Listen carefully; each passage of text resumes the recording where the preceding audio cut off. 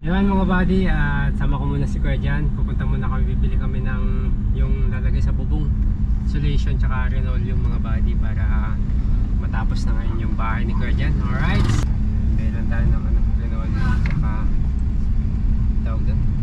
Lagari ba? Lagari, ayun. Lagari, yun pala. Yun pa yung muntikan kong makalimutan. Nakalimutan ko nga po yung ilalagay sa bubong. Naalala ko po lagari. Insulation. Alright, okay, samahan niyo po kami. Samahan niyo lang po kami. Okay. Ganyan, kaya mag-ganyan. Ano? Sige, saan kita? Saan boss? Kasama ko kanina dyan. Kasama ko kanina dyan. Binibidyo ang tao. Nakita mo bang nasagasaan ko siya? Trip ka ba? Kaninang pinapaabante mo ako? Kung wala naman problema na, ba't huwag ka naman video mo na? Dapat nag-ano ka. Patay mo yung video mo ya. Hindi, nasagasaan ko daw siya eh. Kaya mo na, masarap na ito. Konting bagay lang yan, huwag natin palakihin, ha? Buddy, merong gustong man-trip sa amin mga buddy, kaso sumabit na sa jeep eh. Umalis na po. Umalis na eh. Sa Cantado, ay sa Southward mga buddy. Medyo nainis lang ako kasi napakasimple nung pag-abante ko kanina. Pinapaabante ako ni Kuya, yung guard, kasi nga may jeep, di ba? O yan, may jeep. Opo. Tapos abante ka, pinaabante niya yung jeep, tapos abante ako. Tapos pumunta sa gilid ko, nagtitinda ng Sampagita po. sampagita. Kinatok niya yung bintana ko, hindi ko lang nabidyohan mga buddy. Ang lakas ng katok. Opo. Syempre mga buddy, tao lang tayo. Medyo rin ako, nagalit din ako mga buddy. So yun, kinumpront ako. Nung pababa na ako mga buddy, sabi ko na ipapakulong ko siya, titignan sa camera. Umalis, biglang Biglang ano po, lipad sa sumabit sa jeep. Hindi rin mga tao mga ganun, hindi lumalaban ng patas mga buddy. May nakita ka bang nasagasaan na tayo ko dyan? Wala naman po Kakarating lang namin mga buddy, bibili lang kami ng linoleum. Turo pa po siya ng turo. Diyan daw. O dyan daw, hindi pa nga kami nakakaabante.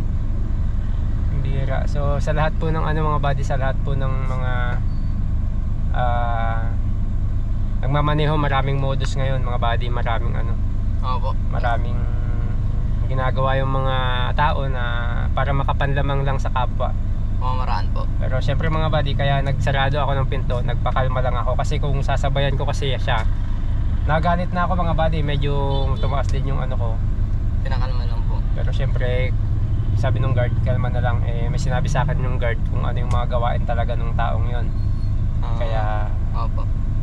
yun, kumalma tayo kasi wala tayong mapapala mga buddy kahit patulan natin yon. Although gusto kong patulan kasi nga nabigla ako mga buddy. Hindi kasi maganda yung kanyang Reaction po. tsaka yung pag niya sa bintana ako, ang lakas pagpukpok niya. Tinignan niya muna ako eh. Kala ko nga po bato na yung pinamupok. Ay, ibang usapan na yung pagbato yung pinampukpok niya. Oo. So ayun mga buddy, may mga taong mapanlamang talaga sa mundo, di ba? Ano lang tayo, laging pakumbaba, kalma mga buddy. Pero kung iba-iba yun, baka siya, iba yung kalagyan niya. Katulad nyo, marami tayong napapanood sa mga kalsada na iba-ibang ginagawa. Opo. So yun, tinignan pa niya ako eh. Siguro kaya ko to, malaking tao eh. Kaya ko to, sisindakin ko to, siguro sabi niya eh. Pero mga buddy, hindi naman tayo basta-basta pwedeng masindak. Yun nga, siguro nung akala niyang hindi tayo masisindak, sumabit na sa jeep.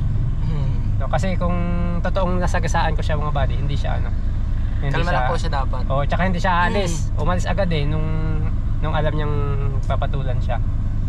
So ayun, kaya ikaw Kuya dyan, ingat ka palagi sa mga ganun, no? Opo. Mahirap po talaga sa kalsada. Mahirap sa kalsada. Tsaka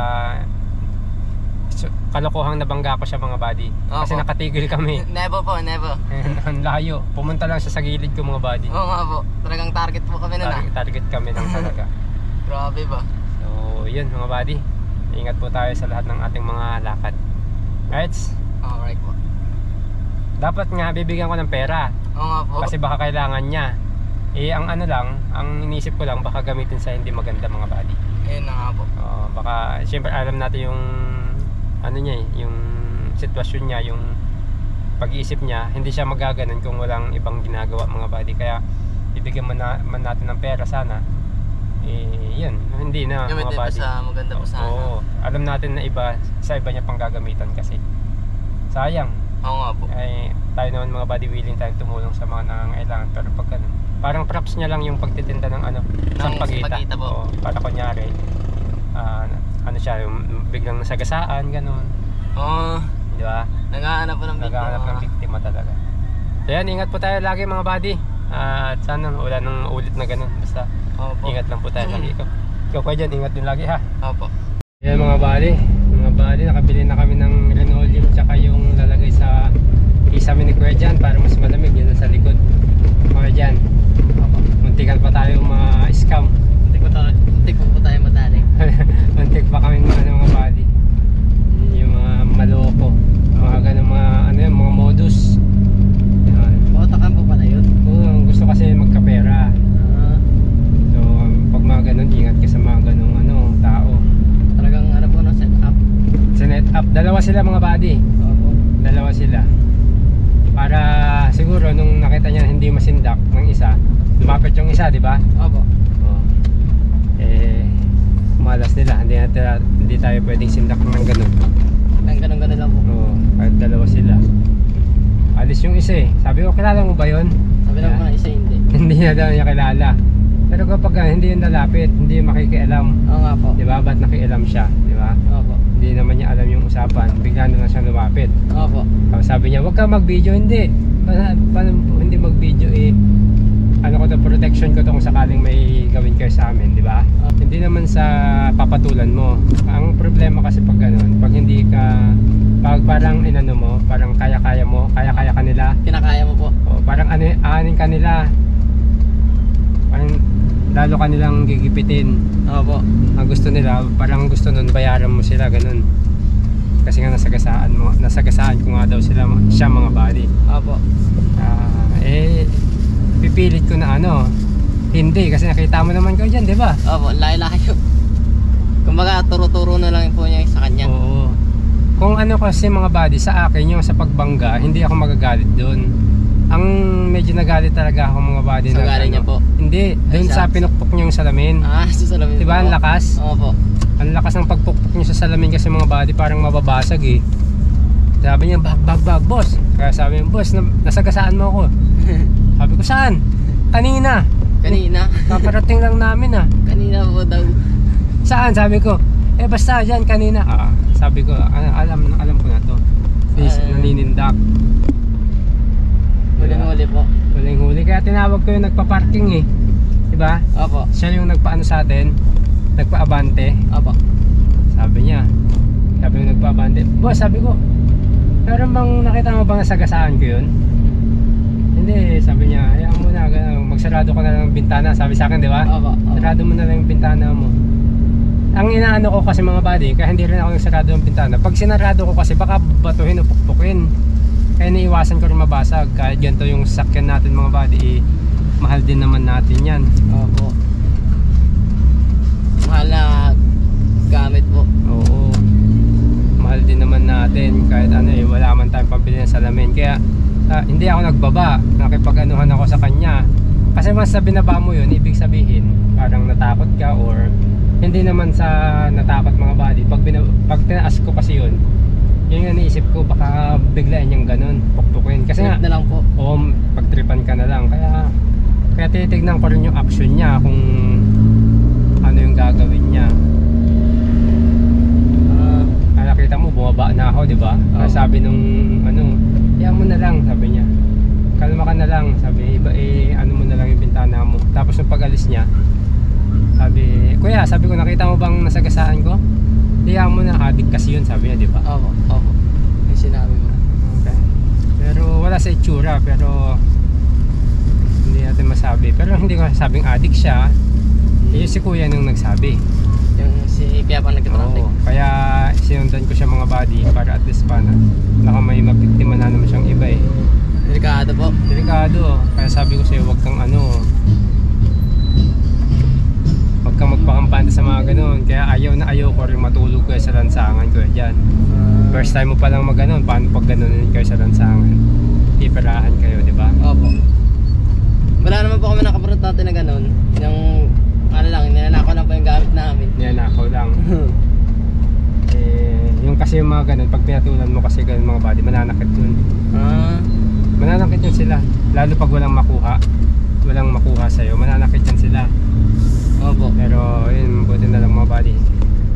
Sabi ko, hindi niya ako masisindak kasi nga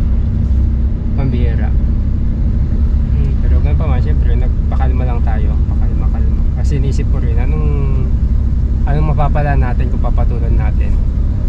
Nagalit nga lang ako dun sa pagpukpok niya ng bintana. Ako dun ako nagalit kasi nga syempre mga buddy, pag nabasag yan, di gastos na naman tayo. Wala pang ano-ano eh, no? Tinignan niya eh, tapos bigla niyang pinukpok na nasa gilid, no? Oo. Loko to. Bigla niyang pinukpok. Ano, naggasgas Ito nga mo, oh. kala ko nga babasag oh. Ay, naggasgas nga oh. Ang laki. Kala ko nga babasag. Ayun nga, meron nga. May, ano kayang tumama dyan? Sing-sing. Sing-sing-sing niya? Sing-sing po. May basag ng konti nga oh. Ito pa ako dyan, ang haba oh. Wala. Kinis-kiss niya po. Kasi ang lakas eh. Oo. Pambihirang. Buti hindi ko yung nakita kanina. Kung nakita niya po yun. Ay naku, lechon na siya ngayon. Mag-uwi na pa tayo ng lechon. Mag-uwi tayo ng lechon, papakain natin kay Nanay Gina. Grabe na ako magbiro. Hindi, mga bakit na basag yung salamin ko sa gilid. Pero ganun talaga, may mga ganung tao talaga mga buddy. Anuhin na natin. Pakumbaba na lang tayo. Ayaw nilang lumaban ng patas sa buhay. Atras pa pag di kaya. Hindi sila magtrabaho ng maayos. Kumbaga props, ano lang yun. Props niya lang yung Pagtitinda pa ng pagtitinda ng sampagita. Sampagita po. May kasama talaga siya mga buddy. Kasama niya yung isang lalaking lumapit. Siguro sabi niya, wala, hindi siya ano. Wala tayong mapapala. Kaya ayun, umalis. Atras na lang po sila. Sakit sa jeep. Oo. Baka hindi yung taga rito, baka dayo lang yun. Baka taga ano po yun. Baka Phase 9. baka taga ibang lugar. Opo. Layo po eh. Kaya sabi ko wag kang ano, wag kang ay, Huwag na mong biktima po. wag kang masanay sa ano, Sa sa kalsada pag makahanap ka ng ganun. Yan. Wait lang ha, tanga ako ng kakoy. Saglit lang. Ito ka lang ha. Opo. Bilang ako ng kakoy mga buddy pang ano, pang pintuan.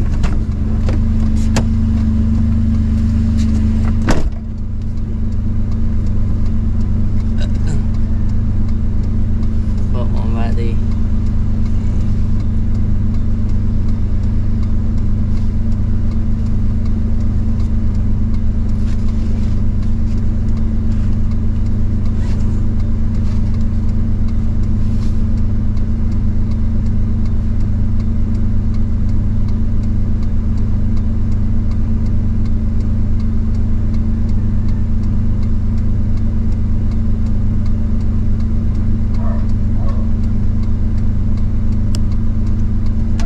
Meron pa. Wala siyang pang pintuan ng bahay. Ay, liit masyado. Kumayan kayo dyan kung may sakyan sa likod natin. Sige po. Sige po, wala. Basta sabihan. Wala? Wala.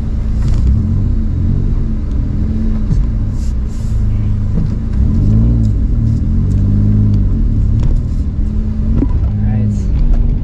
Ay, nakaraos din. Basta pag ganun, laging kalma lang. Kalma. Kaso, ang problema, basag ang aking salamin. Yun lang. Tayo kumahal mga yun. Tayo makakalma. Gastos. Mahal pa naman magpaano ng salamin. Magpaano pa. Kapagawa. Country niya. Pero ayan mo na, at least walang nangyaring masama. Hindi pa tayo nasaktan. Hindi tayo nasaktan. Hindi rin tayo nakasakit. Oo. Sa kalmado lang. Pero kung hindi siya umalis, Opo. diba, tatagal yun. Tataga, ano pag di pa siya pinalis din. O tsaka kung hindi siya umalis talaga. Natakot lang siya kasi umalis siya eh. Kasi sabi ko papakulong ko siya eh, diba? Opo. Kaya umalis na siya kaagad. Ayaw niya pumukulong ah. Ayaw niya makulong kasi alam niyang mali yung ginagawa niya. Nandito na kami mga buddy. Lagay lang namin yung linoleum at yung ano sa bubong mga buddy, at mamaya kasi alis ako, papaubaya ko muna kay Kuya Jan yung pagpipintura para matuto din siya. No Kuya Jan? Okay, opo. Wala namang Kasi problema. recognition ng anak ko ngayon mga buddy. Pupunta rin kami sa school. Alright? Ano may siya ba? Ano? Recognition. Ano ba yun? Parang closing ganun. Parang ano, yung may mga bakasyon na kasi nila. Magbabakasyon sila. Maaga sila ang bakasyon. Sila Para po. magaganon ka rin. Alright? Okay.